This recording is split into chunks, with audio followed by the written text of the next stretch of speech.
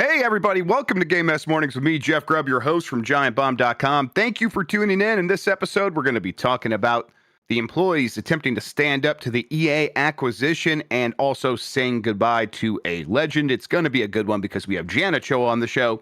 Jan, how are you doing?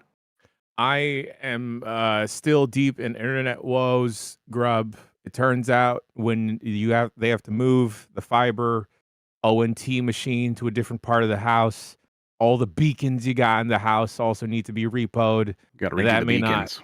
We need to repo the beacons, and they have not been repoed efficiently, I assume, because your boy's not getting all the internet juice that he's paying for. Are you, like, when you're doing tests and packet tests and all that stuff, are you seeing it obviously that there's an issue, or is it more like there's some instability in the machine that's even hard to notice during a speed test or something? There's a lot of shouts out to Chuck for me observing him testing internet at the Mm-hmm. SGF house, and then like me just loosely trying to pick up on that. Sure. Because when I'll run a speed test, Grubb, everything will look fine on paper, Uh-huh. and there's some type of instability going on somewhere down the chain. Because yesterday, before Game S Morning started with Lex, I ran a speed test. Everything looked kosher. And then the show went on, and then it kind of got borked in the middle of it. So I'm not quite sure what is happening there. That being said, I'm not running hardwired, and I know that is taboo. So everyone, calm down. I know. Right. Yeah. It's a new situation. Listen, I did a mini podcast on Wi-Fi for a long time, and no one ever yelled at me. Everyone yelled at me. It was everyone. Sean and There we Mike go. never shut up about it, and it was hard to get an Ethernet cable down there. So I get it. So okay, but you do think you have like a pathway to like getting this all sorted? Because to me, it's like, oh man, it's like, do I have to redo everything in this house to get internet to work? But like, do you feel like you have a plan? The plan, Grubb, for right now, long That's a Ethernet plan. cords. No, that's a plan. I love that. You know, you might require, like I said, might require some like a powered Ethernet cable, but a long Ethernet cable actually should be fine. Ethernet's fine over like long distances. So yeah, especially if you get like a big, Yeah. bandwidth one, a big what's it called? Gauge. Yeah, get the Yeah. Cat 8 in there. Spend way too Yeah. much money on a cable. Let's go. I'm also gonna have to route it through like a switch, also not like a Nintendo Switch, but a gigabit But maybe that switch, too. Ethernet switch, just to make sure that the juice is preserved. It's gonna be long boys, Grubb. Can I ask you something? What have you watched the new season of Peacemaker? Yes, I have. What do you think happened to John Cena's bald spot? Do you think they covered it up, or do you think he Oh, did the turkey? He went to Turkey. he went to Turkey, I think. You think he probably went to Turkey? I think he actually talked about this in an interview because He did go to Turkey. He admitted. Okay, cool, awesome. Yeah. When he went back for part of his retirement tour at the WWE, people were kind of poking fun at his bald spot. Right. Yes, and I felt bad for him for that, but it was also very glaring. It was hard not to comment on it. Thank you, Michael O'Leary. He didn't go to Turkey. There was a guy in LA. Okay. But he was Turkish. But anyway. Sure. Yeah. And yeah, I understand that John Cena wants to preserve his hair for Hollywood, but if he wanted to go shaved head, I think he'd be completely fine. Oh yeah, for sure. He could pull off anything for that stuff. But it's like I definitely noticed. Like I bet there's some parts here where because apparently he did it earlier this year, and he said, okay, yeah, he covered it in acting roles. Yeah, of course you will. Like, why wouldn't you? Yeah, that's a good show. Part of me was like wishes that they could go a little bit deeper on some of the stuff they're doing, but I had a fun time with it. They, James Gunn gets me, so I enjoyed it. All right. Although I'm halfway through the last episode, so maybe it gets really bad at the end. Who knows? We'll see. Not my favorite season finale, Grubb. I'll just say that. Fair enough. Well, let's find out. All right, let's explain what we do here. We're Giant Bomb, video game doofuses, independent games media, out here on our own. But we have you. When you go to giantbomb.com/join, you become a premium member, and you help ensure that we can remain independent out here doing our thing, making the stuff we like to make, making the stuff you like to see. We're going to be doing stuff like the Bombathon here at the end of the month, where we're going to just kind of go all out, a 24-hour live stream.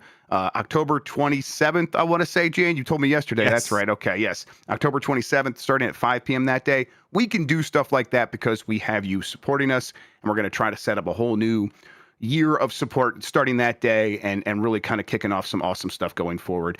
Of course, it also enables us to do stuff like SGF, Game of the Year awards, and stuff like that. So please go through to giantbomb.com/join, become a premium member. It means the world to us. Thank you to everyone who has supported us so far. We notice it. And if you can't, just tell a friend. That's also awesome. We get it. As far as this show, please, go. Sorry, Grubb. If you're an existing premium subscriber, here's 10 podcast points for you. There you go. Shit. Okay. As far as this show goes, most weekdays, I, Jeff Grubb, will help piece your gaming life back together. That includes breaking news and maybe even some of our own original reporting. For all these topics, I'll get the input of a bona fide expert who will make me look smart. If you are watching live on Twitch, welcome. You can always listen to the show later on podcast feeds by searching for GMS Mornings or find the RSS feed on giantbomb.com. You can also catch the show later with chapters and timestamps on YouTube. Hello, YouTube and Scout. All right, we have a lot to get into, so let's start the morning mess with Ball Pit reviews. They have really started to roll in. Jan, I'll say up front, I am glad we're at a point where it's like a game like this that feels like it should have reviews, but I think at one point might not have, because it's just like, it's not from the major publishers necessarily. It's not one of those ones where like you just know to pay attention to it. I think we're past that. People know to pick up on games like these, and it has quite a few reviews. It has an 86 on OpenCritic, doing very well, and people are talking a game about this one. They're talking some mess about how if you start it up, you're not going to be able to put it down, and I just don't need another one of those. I'm scared of it. Yeah, Grubb, we got code for this fairly early, and I think they had to move the release of Ball Pit because of Silk Song, but I've played maybe a good 2-3 hours of it, and I have to remove myself from it, Grubb. This is the Brick Breaker on steroids. It's an Arkanoid. Yeah. Arkanoid, yes, fantastic. Yeah. It's one of those, and I remember it may not have been Arkanoid, but an Arkanoid adjacent game had come out on iOS years back, and I thought it was like Brick Breakers on crack. I was wrong, because Ball Pit is that. This is that. Okay. It is that on it is, and I say this positively, gang. It is Arkanoid on fentanyl. Because it is like that bath salts body rush of like, oh, okay, we're gonna not only break all these bricks, but we're gonna do more than that. We're gonna eat faces because we're on bath salts. Let's go. Yeah. Yes. Yeah. It runs great on Steam Deck as well, if folks are curious about that. As far as how it runs on your Asus Ally Roger X boyfriend, I don't know. I am all for this surge of support for indie games getting like a ton of review coverage, because it's not just Ball Pit. There's like other titles that have come out in the wake of Silk Song, in the wake of Hades 2, that have actually gotten in the wake of Balatro, coverage. right? Like Balatro feels like the one that really like cracked the code there, where it was like, oh, we should be kind of perking up for these games. And now everyone that's sort of in every game that is in this sort of bucket, where it's like, oh, an arcadey maybe action style, not action, but like arcadey, a game that you could play forever that doesn't necessarily have unending. Just one of these games that you can lose a ton of time to. People are showing up for them, especially on the indie side, and that's fantastic to see. I do wonder, it's like, that we're hearing reports of people who make games in America, in the United States, talking about how, this just isn't a job we could do here anymore. We're gonna have to move to other countries if we want to keep making games, because it's like they're laying us off, and they're not hiring new people. And if I want to like get a job, all the jobs are in Scandinavia or Eastern Europe. I wonder if there could be like sort of a reset at some point to like figure out the right team size, to figure out the right sort of mix of budgets and scope based on maybe the success of a lot of games like this. I saw someone say, hey, like fund 100 games for $100 million, and one of those is probably going to pop off and do $300 million, and that pays for the whole thing. It's like, there's probably something to that. It's maybe not as simple as that. Of course, it's not as simple as that. But that in general, it's like, I wonder if it's even possible. I don't know. And or maybe it has to just continue coming from the indie space, just because there's so many games, and you kind of can't compete as a big company spending that much money making that many games. I don't know, I but yeah. I think of games like Animal Well Grub, and like how if that didn't have like the donkey push, it, I still think that would have succeeded. But Oh like yeah, having that like donkey stamp of approval definitely got it in front of more did not eyeballs. hurt. Did not hurt at all. And from my understanding, that is also a relatively small team. So I don't know, Grub. I do hope that indie devs kind of make the push forward because um, that is a space that I've been more interested in. Like it's great that Battlefield 6 is doing well, but Of course, I yeah. am kind of like foaming at the mouth seeing all these like insane titles coming out of Steam Next Fest. I'm upset that there's so much good stuff out there. But I definitely hope with Steam Deck's being more of a thing, and maybe like the Asus ROG ex-boyfriend, if folks are picking that up and getting into the PC gaming space, that it opens their eyes to the beautiful world of indie games out there. And I hope more also come out to the Switch too. There's a Next Fest demo that I want us to check out tomorrow. I think it's like Girly Pop Forever. It's All like right, a Doom clone, but you're a but horse girly girl. pop. Oh, No, girl. no, Okay, no, just pink neon that stuff. sounds Don't stop awesome. girly pop. That sounds Uh, incredible. Actually, that's okay. Doom, but girly, but pink girly pop stuff. All right, yeah. yeah. And like I just love that there is a space for that, and I hope that that stuff takes off. And I was just trying to do like an evaluation in my head, Grub. Would I spend $1,000 on the Asus ROG Ally X? And the answer is no. No, But over time, I would love to spend $1,000 supporting um, however many indie games that will get me.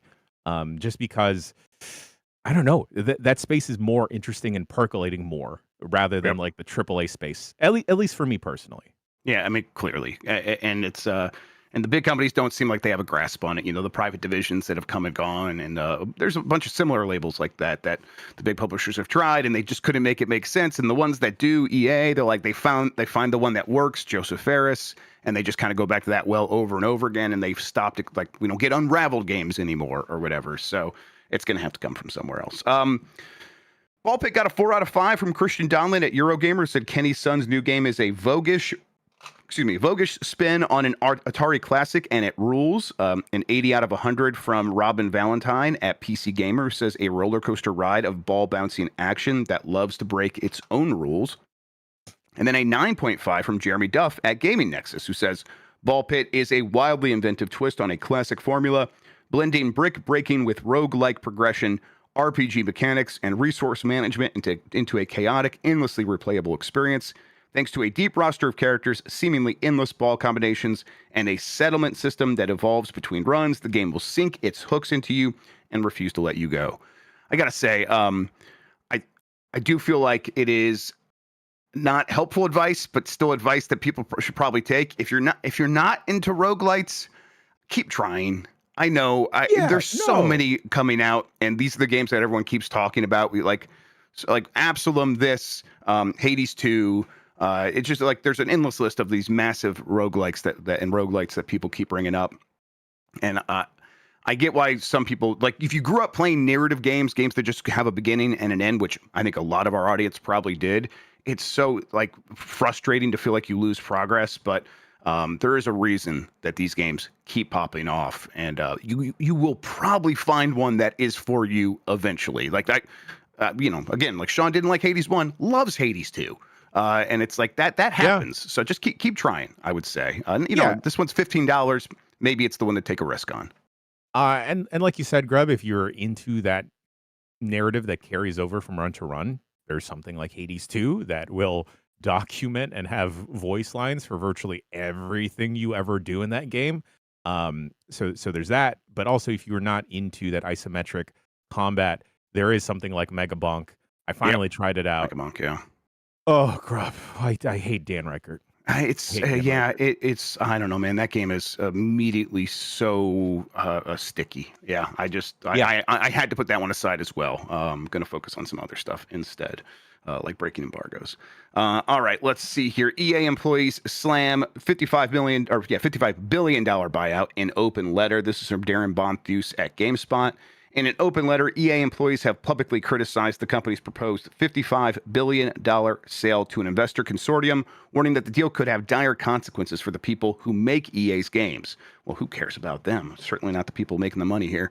The letter comes as EA prepares to go private under the new ownership of Jared Kushner's Affinity Partners. And God, I get this job, Jan, so I don't have to think about Jared Kushner, and somehow here we are.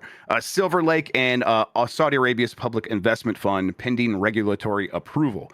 EA's success has been entirely driven by tens of thousands of EA's workers whose creativity, skill, and innovation made EA worth buying in the first place. Hell yes. Yet we, the very people who will be jeopardized as a result of this deal, were not represented at all when this buyout was negotiated or discussed. The employees posted on the United Video Game Workers Union website, referencing fears that EA will undergo mass layoffs as part of its plan to finance its new debt, which is something we talked about, $20 billion in debt that was used to buy this company, being saddled on the company. It is a junk status loan, so it's like a B plus, B something like that. Basically, just means it's going to have high interest rates, so it will be necessarily difficult to service that loan, $1 billion a year or more in interest payments. So yeah, that's going to be a challenge, and the expectation is EA will likely make cuts to be able to directly service that, and that's the whole point, because the people who put the deal together will still get their money. The people who have the ownership stake right now, they're going to get the money as when this deal closed. The people who are taking on the ownership will certainly be paying themselves huge bonuses for being awesome leaders and putting the deal together as well. You know what? Actually, Jan, let's just read the next story as well and kind of bring it all into one thing here. U.S. senators voice concerns over foreign influence and national security risks in Saudi-funded EA acquisition. This is from Chris Scullion at VGC. 2 U.S. senators have voiced their concerns about the upcoming acquisition of Electronic Arts by a group of private investors, including Saudi Arabia's Sovereign Wealth Public Investment Fund, PIF. It was announced last month that EA had entered into a definitive agreement to be acquired by an investor consortium composed of PIF, Silver Lake, and Affinity Partners. The all-cash transaction values EA at around $55 billion, and we'll see the consortium acquiring 100% of the company. In response to the news, United States Senators Richard Blumenthal, I should say, and Elizabeth Warren have now questioned the deal, warning of potential security risks and foreign influence over the Saudi-funded acquisition. In a letter to Secretary of the Treasury Scott Bessent, who is a fucking tool, who also serves as chair of the Committee on Foreign Investment in the United States, the 2 senators urged the committee to apply searching scrutiny to this unprecedented proposed foreign privatization of a major American technology and entertainment company. Okay, Jan. So, when this deal got announced, I assumed like there's kind of no way this doesn't go through. Jared Kushner's involved. Who's going to stand in the way? Certainly not the United States government.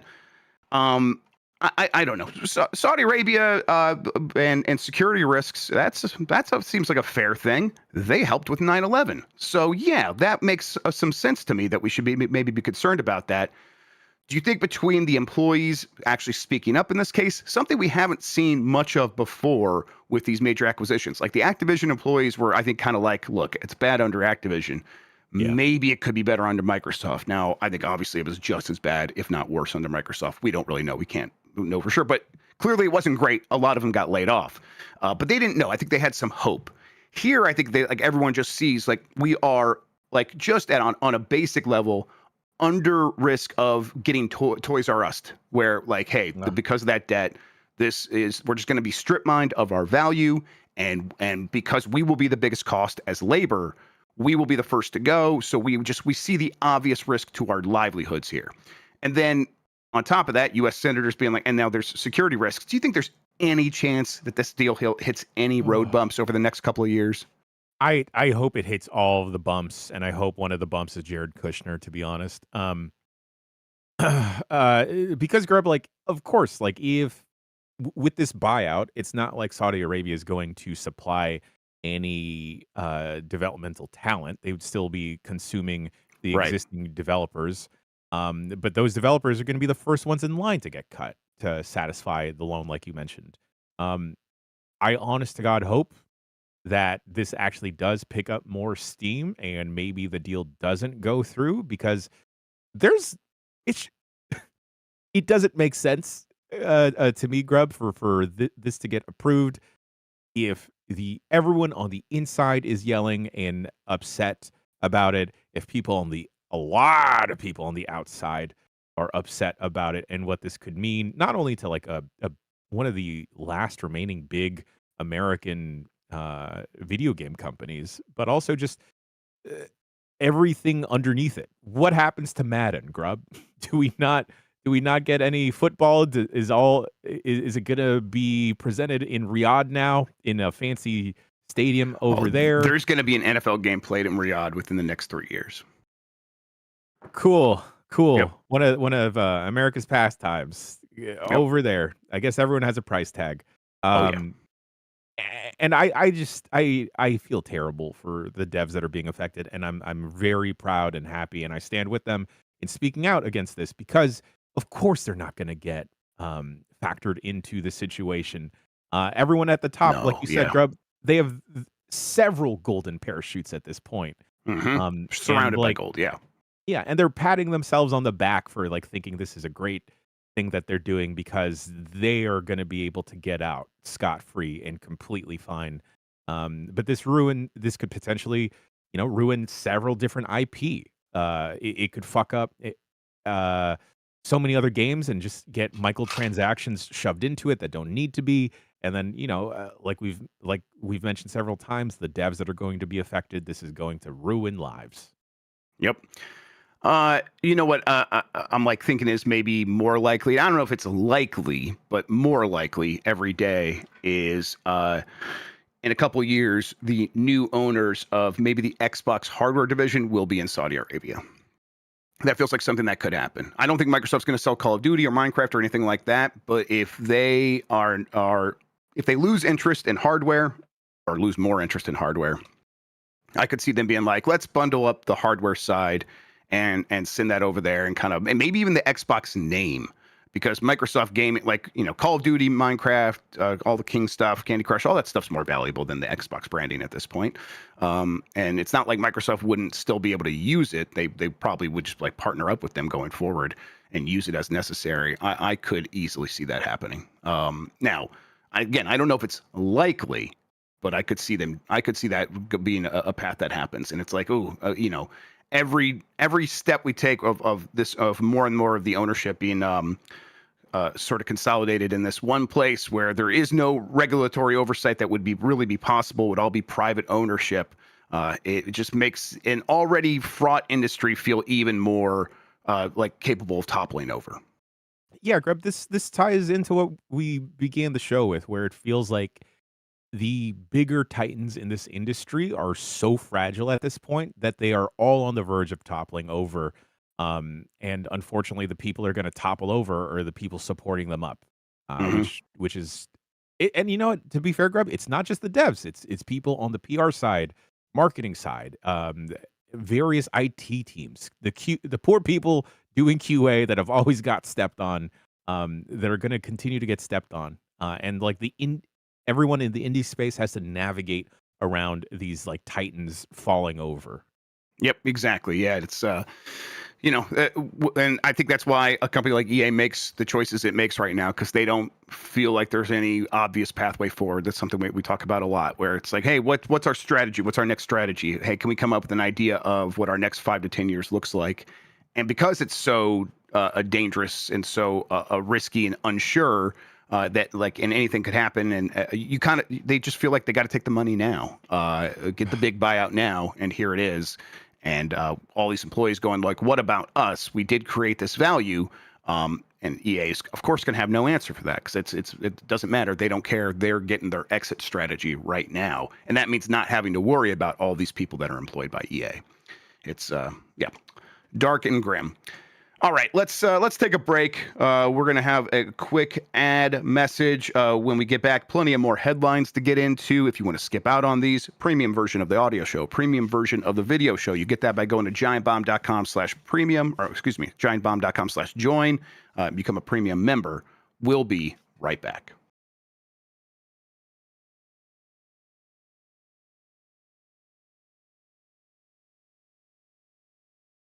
Grubb, it's okay. Just look at it, okay?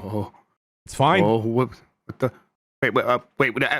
Dan, what are you doing here? Oh, wait, like existentially, or what do you mean? No, Dan, like here at Giant Bomb, covering games. Oh, what I do for a living. Okay, well, I'm here because of Game Informer. That's right. Way back in 1993, I saw Game Informer magazine and subscribed for the first time, and it has been a huge part of my life ever since. From working the register at Funkoland and selling subscriptions to starting working there full time in 2009, Game Informer has been there for me the whole time. They mean a ton to me. So it hurt me, just like I know it hurt a lot of you when the unexpected news came down not too long ago that Game Informer was shutting down. But, nay, fear not, I say. That's right, Game Informer is back, and with 100% of the staff that was there when it shut down. Now, Danny boy, I see that you're holding a magazine right there. Tell me about how that page feels.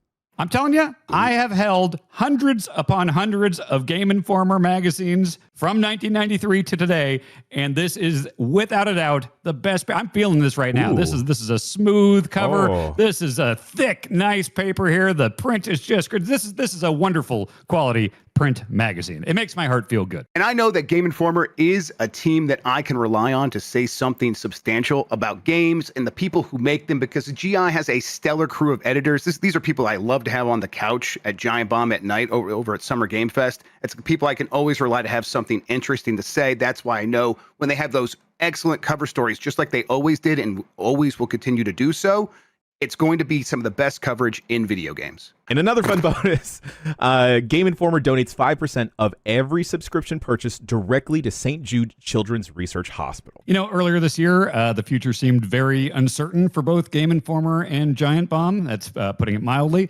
And as someone whose life and gaming hobby has been greatly impacted by both of those outlets, I am thrilled that we are both back and doing our thing online, in your podcast apps, and in print in your hand. That is right. Gaming news, reviews, everything in between sent straight to your mailbox every month. To subscribe, go to GameInformer.com/subscribe now.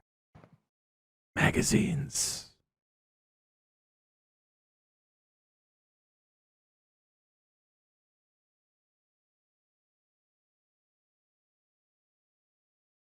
All right, we're back. I believe, Jan, when you turn away from the mic there a little bit, it's hard to hear you. So I think you counted me in. I think we're back. So Game S Mornings, Jeff Grubb, Jan Ochoa. I'm just going to keep going. Here we are.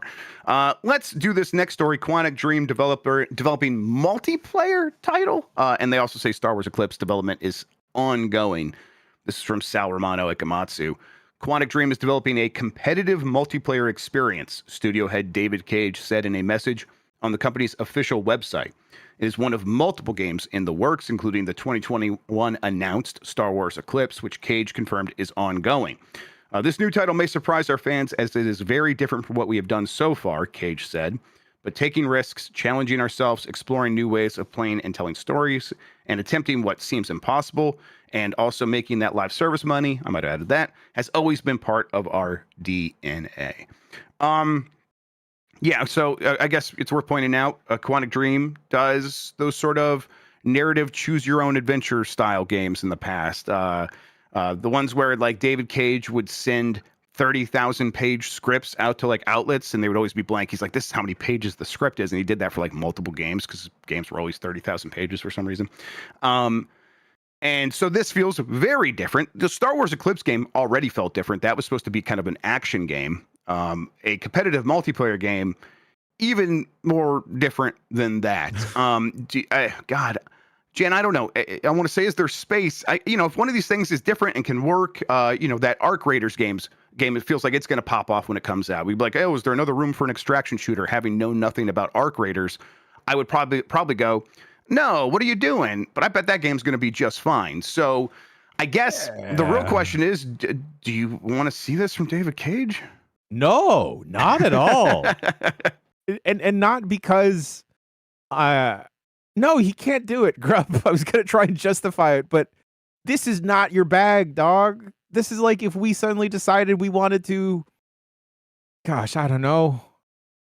Okay, maybe we wouldn't work because I feel like we could pivot into every scene. Oh yeah, we can. Well. We're built different, yeah. Yeah, we're loose like that, baby. But like, David Cage, just go stick to your weird, oddly written point and click, not point and click games.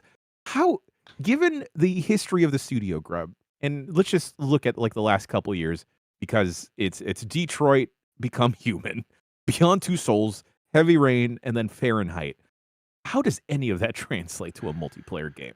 Yeah, to me, it sounds like the kind of thing where it's like you pick this because it's the thing you had to say to maybe continue to get funding. Like you probably like there's not a lot of funding out there, and going out there and saying, "Hey, I'm David Cage, and I'm going to do another David Cage game," wasn't working.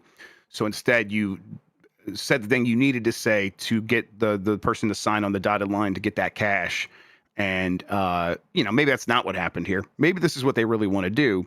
Either way, though, it feels like a move sort of dictated by a need to put out a game that is going to have a certain level of popularity to justify the studio. I'm also like confused about Star Wars Eclipse because that is a High Republic game. Jan, a few years ago, a Lucasfilm started up their like novel series of the High Republic, which is not the Old Republic, but kind of the decent period right before the movies. All the movies happened, like a period of like 900 to 100 years before those movies. And that is at the very least on pause. Like they like finished up their current arc. And to me, that's like, because they probably want to reassess and maybe try something different and see if like a different tactic will do better. Because I bet those books were middling successes at best. I thought some of them were very well written. I haven't read many of them, but the couple I have read, there's some that were good. But it's not a going concern in this moment. Now, it could come back, but if it doesn't, is this game still going to be a High Republic game? I mean, honestly, I keep going back to, I still don't think this game ever really comes out. But he says it's ongoing. It's a weird one. Yeah, I have no idea, Grubb. I also don't know what the temperature is for Star Wars games. I mean, we see Outlaws selling pretty well, but then other Star Wars media not doing so hot. I mean, obviously Andor is critically acclaimed, but then you have stuff like Skeleton Crew being okay. Yeah, it got like really kind of just coming and going. No one really watching that. I really liked Acolyte, but I like a lot of people in Acolyte for sure. Apparently, my opinion and it being kind of popular didn't matter because of the internet chuds out there. But whatever. So yeah, I feel like Star Wars is such in a weird place, Grubb, and with Star Wars overall, the health of the IP being kind of weird, I don't think that necessarily helps the Quantic Dreams game at all. Yeah. We'll see. You gotta kind of take some bets and take some risks. I agree with that. And who knows? Maybe they'll surprise us. David Cage probably actually isn't going to be in the trenches working on this all that much. No. Maybe and there's he's a French developer, right? They're in France. Maybe there's some ex-Ubisoft people who want to go make a game kind of like they did with Expedition 33. And it's like, I've always wanted to I have this idea for a multiplayer shooter. Where can I do that? Well, David Cage is welcoming you home over here and let you popping off. Maybe that's the story here. Again, that's just more than hopium at this point. We'll see. If I were out there being like, hey, what do I want from David Cage next? I'm not necessarily a David Cage fan, but I would want another David Cage style game. Like, are they making one of those? I don't even know if they have that confirmed. So weird. Yeah, at this point, Grubb, I'm hitching my wagon to Sam Barlow. I would rather play another Sam Barlow joint because I would like to play another Sam Barlow joint versus anything David Cage has presented to me. Yeah, of course. I'm 100% with you on that. All right, let's keep going here. MLB The Show should be coming to PC, at least according to a job listing from Sony San Diego Studio. I always mix them up with Santa Monica. No, Sony San Diego Studio, which is the MLB team. They have a job posting saying, hey, we're looking for a AAA PC programmer, developer, and can you come help us out here? And so people are drawing the conclusion, naturally, that this is for bringing MLB The Show to PC, which is something I think that they've said they were going to do before. And it's like, hey, remember when we have this game over on PlayStation? Well, now we're putting it on Xbox and the Switch. and we're also going to put it on PC someday. Well, it seems like that day might be coming up soon. I would like to see this. I like playing sports games on Steam. And there's not a lot of the big ones actually aren't on there. You get Madden, you don't get college football. You get NBA 2K, but you don't get NHL. It's kind of along those lines. And I would love for all of them to be on there. I think a big part of it is PC is a little bit easier to go ahead and hack and get the cards you want and say something like Ultimate Team. Now, is that what's happening? I don't know, but I bet it's more of a problem on PC than it is on consoles.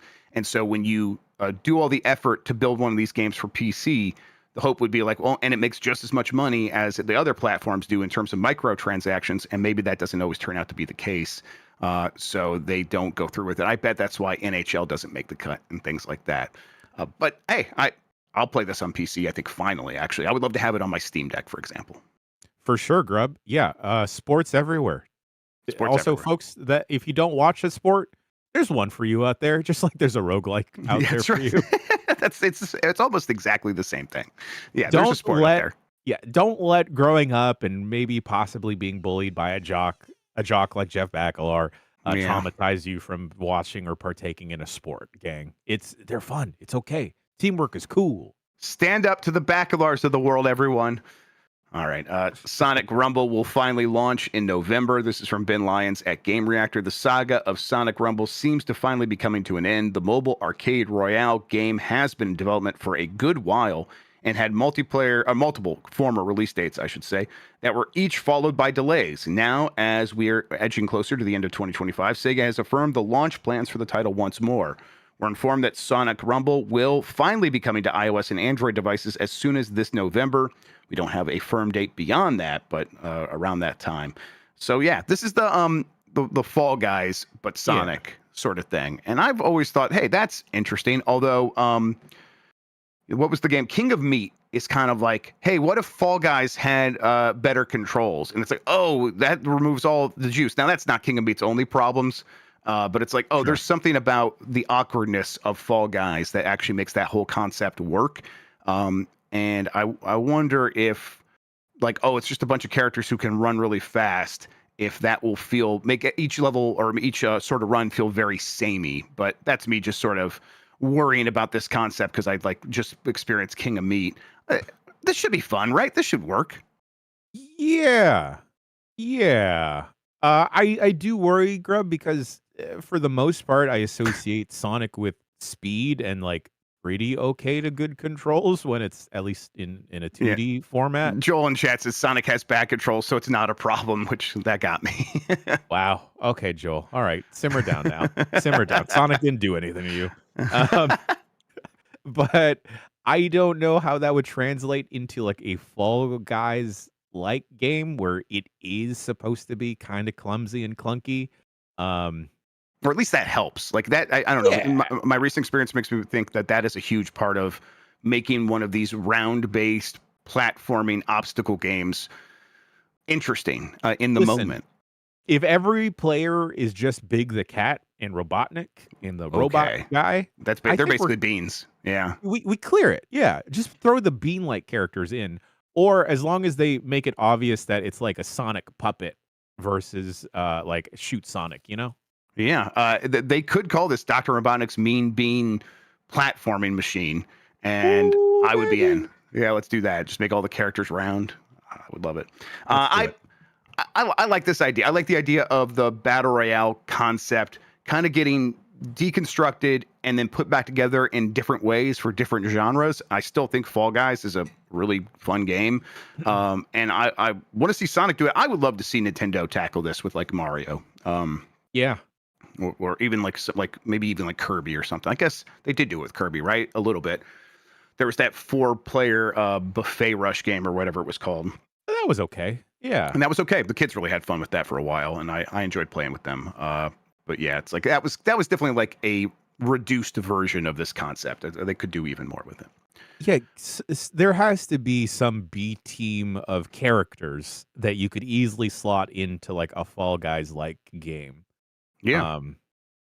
I hate that my first two ideas are the minions and the rabbids, but it would work. Well, minions, rabbids, and Pikmin. Put them all together in a game where they all race. Actually, that'd be fun. That would really. I would play a Fall Guys like if it was just the bigger Pikmin. Yeah. Okay. Minions, Rabbid, Pikmin, and the Chow from the Chow Garden. Okay, I thought you were going to try to do an FMK here, Grubb, but there's 4 options. So, okay, no, okay. I could never kill any of those. Absolutely not. All right, let's see here. Capcom needed to be convinced to bring Resident Evil 1 and 2 to GOG, and these are the original Resident Evils, the originals. This is from Chris String at The Game Business. A year ago, GOG released the original Resident Evil 1, 2, and 3 on its platform. And I mean the original ones, not the remakes or the HD remasters, but the games as they were, albeit with a few technical tweaks, especially to get them running on modern hardware. I was one of the people that spearheaded this project, says Marcin Pashinsky, GOG's senior business development manager. Capcom were like, we have all those remakes. It's already the superior experience to those games. So they didn't really see the value in bringing back the vanilla versions. It took a lot of convincing that there's an audience that has a lot of memories about those games and would love to experience exactly those games again. Thankfully, we were able to convince them, and apparently it worked out. Those games did pretty well on GOG. I do find this frustrating, Jan, that these publishers, even Capcom, have to be reminded that the nostalgia that powers the remakes for these games, that makes them successful, actually extends to the original versions as well. And you could probably keep doing more with even that stuff. Now, don't expect the biggest numbers, but just, do a little bit of effort or hand it over to GOG and see if they're willing to do it for you.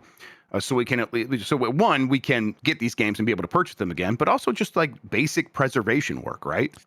Yeah, the preservation aspect of it is immense for me, Grubb. Also, like, Capcom doesn't have to do anything, really, right? This is like not free money, but like a source of passive income that they could just rely on if people are playing the remakes and they want to check out what is this a remake of. They can go back to the older game, and it's right there for them if you go to GOG. And people in chat report like Ken versus Ryu is correct.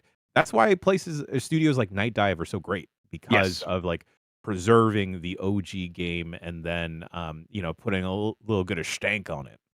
Good stank.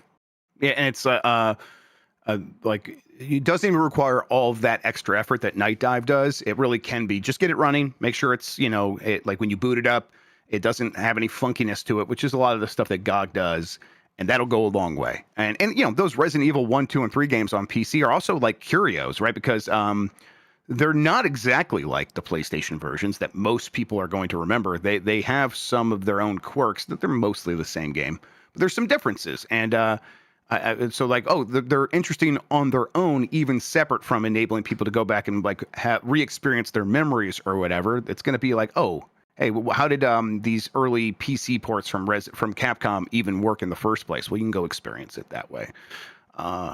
Excellent. All right, real quick, I think we did get official numbers from Electronic Arts for Battlefield 6. 7 million copies sold in 3 days, which worth pointing out that Alenia said 6.5 million before that point. So that does sound like that number was incredibly accurate. Let's see here. First and foremost, we want to thank our players, said Battlefield Studios General Manager Byron Bede in a press release. Battlefield 6 was built with our fans. From the initial concept through to the implementation of Battlefield Labs and into the record-shattering open beta, we have been obsessed with player feedback. Together with our players, we've had a singular goal to craft the best Battlefield ever, and this is just the beginning. Our first season of new content is just 12 days away. Let's see. Did they, people, I'm just checking the news story right now. Did they say anything about the Battle Royale and whether or not that's going to pop off? Because, again, I'm hearing that could happen before the end of the month. So I wonder if that's something they start talking about very soon. Although they are still in like the immediate days after this game is out. And maybe that's something they want to like talk about just like right as it's about to happen. It could even be a shadow drop because that worked out for Apex Legends, right? And that's been that's been EA's experience with this. So I could see them going, okay, nothing concrete. Thank you, Alcoholocaust. All right, let's see here. Last story. This is a peaceful trails that we're going to say to Tomonobu Itagaki, who died at 58. Itagaki, the former Tecmo director who created the Dead or Alive series, as well as the modern Ninja Gaiden game series in 2004, passed away. He did post a message on Facebook that he entrusted to someone. Let's just read this. It starts with my last words. The light of my life is finally about to fade. The fact that this message has been posted means that the time has come at last. I am no longer in this world. My life was a series of battles. I kept on winning. I also caused a lot of trouble. I take pride in having fought through to the end according to my own convictions. I have no regrets. However, I am filled with sorrow that I was unable to deliver a new work to my fans. I'm sorry. That's how it is. So it goes. Tomonobu Itagaki. That's yeah, it's definitely but we can salute him there. Yeah, salutes in chat. Absolutely. Itagaki was, I loved Itagaki. He's definitely has some controversy associated with him, but the thing I always liked was you would often hear this sort of characterization of Japanese people and Japanese development, and very conservative, very professional. They don't know how to use any technology other than fax machines and stuff like that. And then you would go meet these people who are actually responsible for these games, like Itagaki, and he was a rock star, and he was brash and would just like say it how it is, that kind of guy. And it's like, oh, this guy's in charge of Dead or Alive and like is one of the a prominent game developer. Why do people try to put this whole entire country of developers into a box when this guy's out here showing just how wrong that is? And I always appreciated that he was just always so himself, even if that his self was a bit of a character. He started, like I think his first game that he worked on was Super Tecmo Bowl on Super Nintendo, and shouts out, I'm wearing the shirt in honor of him. That is a fantastic game, and he learned from the people that worked on the original Ninja Gaiden games, took that, was told by Tecmo, hey, we want a game to compete with Virtua Fighter. He went and made Dead or Alive, and then made the excellent Ninja Gaiden games. So rest in peace, Itagaki. 58. Boy, Jan, I'm closer to that than I am to 20. That's not. I'm not just trying to make it about me, but boy, mortality. It's a thing that it can come for when it starts hitting developers that I'm this familiar with. It always hits me pretty hard, man. Yeah, 58 is very young in the grand scheme of things, Grubb.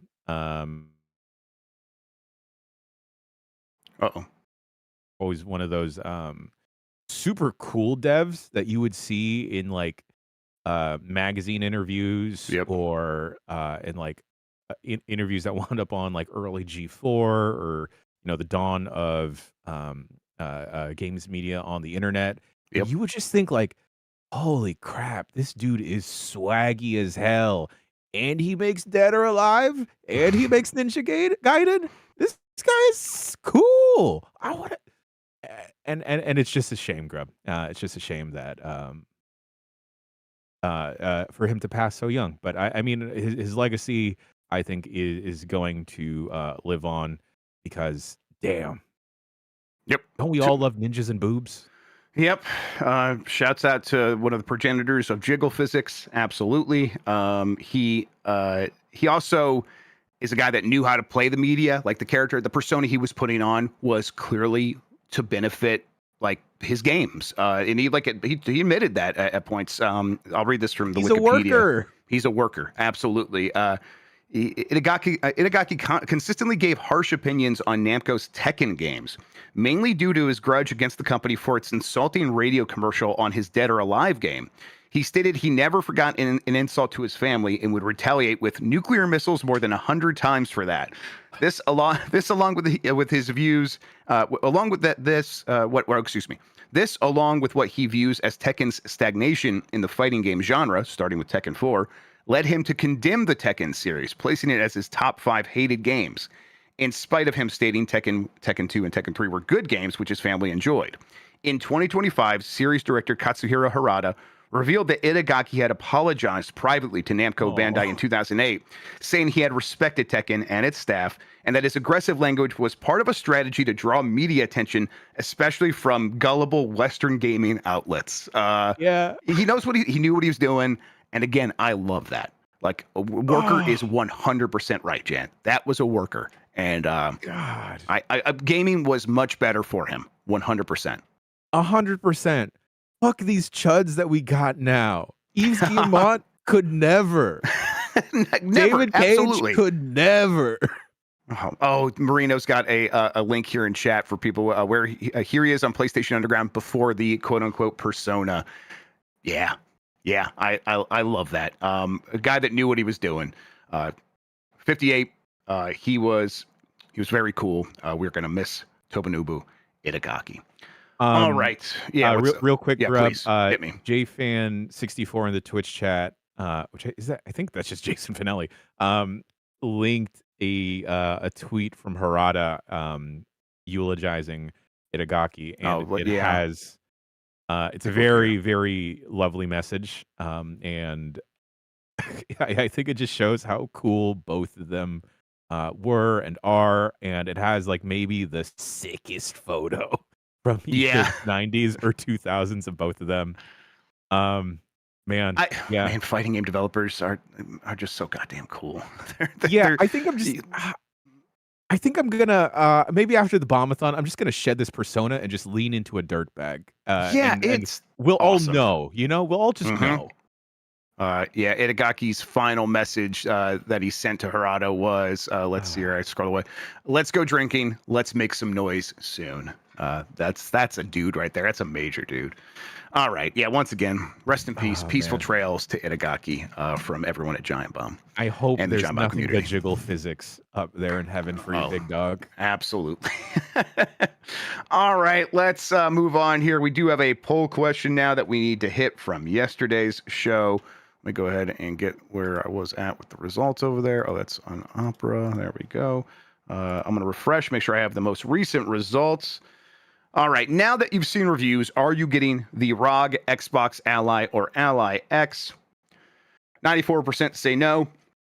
6% say yes. And that's more than 3,000 votes. So, I mean, look, some people are being won over about it. That's not a huge number, but the thing is $1,000. And it was selling out, like you pointed out on the show yesterday with it, that Bacalar and Dan did. The thing was selling out. I think it went up for sale again this morning.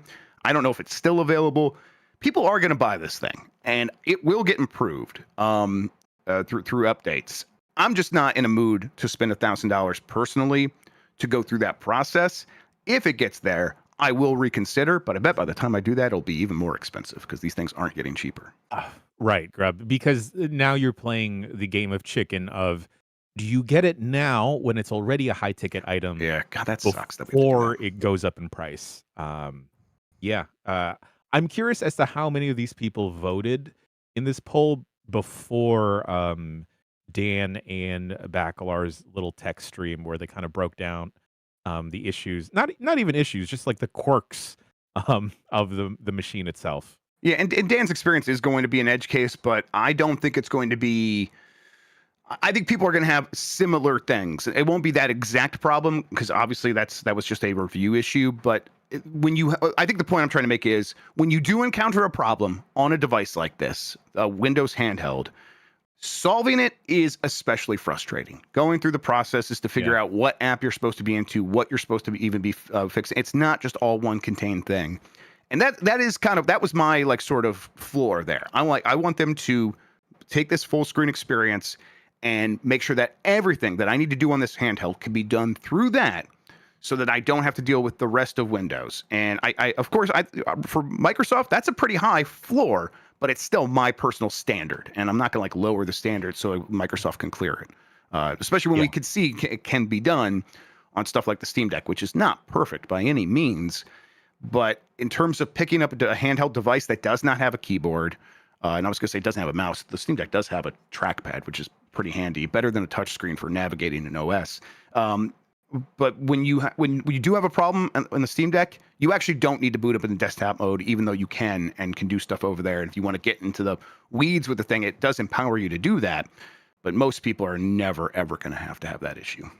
Grubb, did you see how people were digging into these and Microsoft Teams was pre-installed on them? Yeah, and it's like, of course it is, because it's just Windows. And it's like, it's not like I was expecting a more thoughtful version of Windows for this device. And it's like, no, it really is just Windows and then this thing on top of it. Which, does make several important changes, but Teams is still installed. For a device that does not have a camera, maybe it probably has a microphone, so I guess you could use it to talk to people, but Jesus Christ, if you use Teams on one of these devices and it's not like set up as like your desktop, like plugged in with a keyboard and a mouse and all that stuff, you should be committed. You should be put away. I don't know. That's strange. All right. We have a new poll question. We'll get to it here. And actually, let's just do it right now. Have you ever purchased an old game on GOG? Yes or no? Curious to see what the audience breakdown is on that. It's definitely something where it's like, oh yeah, I was looking for that game. I should just check GOG, and it's like, oh, awesome, it is on here. More often than it's not these days for me, which is fantastic stuff. We'll get the results of that, talk about it on Game Mess Mornings here on Giant Bomb tomorrow to finish up the week. Speaking of Giant Bomb, Jim, we got some stuff popping off today, including here in a little bit. Me and Dan are going to do This Is the Run. We're going to be playing some Absalom. That's right. I stayed up late making a fun little splash art for it. I hope fantastic. Everyone enjoys it. It's really messed up. Instead of a hidden Mickey, there's a hidden Mikey in it. Okay, fantastic. That should be our thing. I'm very excited. Truck, yeah. And then after that today, we have a friend of the website, Danica Herod, coming on to the voicemail dump truck. Folks, we're going to do everything we can to prevent Mikey from sharing his barbecue joke with her. Yep. We have the power to mute him, to kick him from calls, and we will exercise that power to basically protect everyone. Mostly at this point, me, though. I will go insane if I hear it again. All right. Plenty more happening on the website tomorrow as well, so keep hanging out with us. We really appreciate everyone who has. Jan, thank you so much for hanging out with me today and talking about video games, man. I really appreciate it. It is the best way to start a Thursday. Thank you all for watching and listening. You are the best audience in gaming. Until next time, have a good one. Take care of yourself, and goodbye.